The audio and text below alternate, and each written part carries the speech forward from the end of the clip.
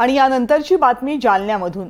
जालन्यात लग्नाचं आमिष दाखवून एका तरुणीवर अत्याचार करण्यात आलेत आणि अत्याचार करणारा एक पोलीस कर्मचारी आहे। पोलीस दलाच्या निवासस्थानामध्येच त्याने हे अत्याचार केल्याची माहिती आता समोर येते। तरुणीने फिर्याद दिली आणि वसंत सोनावणे विरोधात गुन्हा दाखल करण्यात आलाय।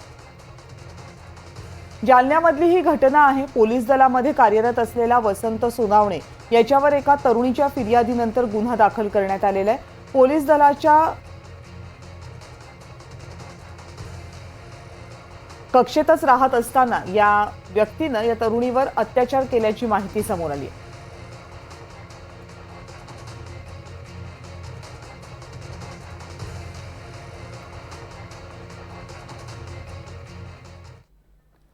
आणि संतोष देशमुख हत्या प्रकरणी खटला बीड कोर्टात चालवण्याची मागणी एसआयटीने केलेली आहे। बीड कोर्टात जर सुनावणी हवी असेल तर त्यासाठी हायकोर्टाची परवानगी घ्यावी असे बीड कोर्टाने निर्देश दिलेत एसआयटीला।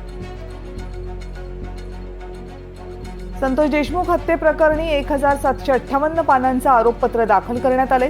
या आरोपपत्रामध्ये नेमके काय आरोप आहेत याची माहिती आता समोर आली आहे। आरोपपत्रामध्ये काय काय म्हटलंय? आरोपपत्रामध्ये टेक्निकल आणि बायोलॉजिकल पुरावे सादर करण्यात आले। सर्व आरोपींचे सीडीआर रिपोर्ट्स म्हणजे त्यांचे कॉल रेकॉर्ड जे आहेत ते सादर करण्यात आले।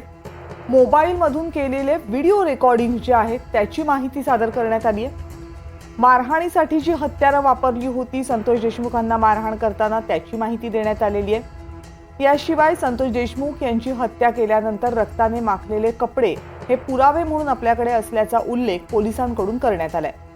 तपासादरम्यान आरोपी कुठे कुठे गेले आणि त्यांच्याबाबत काय काय माहिती मिळाली याचाही उल्लेख आरोपपत्रात आहे। ज्यांची चौकशी केली गेली, ज्यांचे जबाब नोंदवले गेले त्यांची माहिती देण्यात आलेली आहे।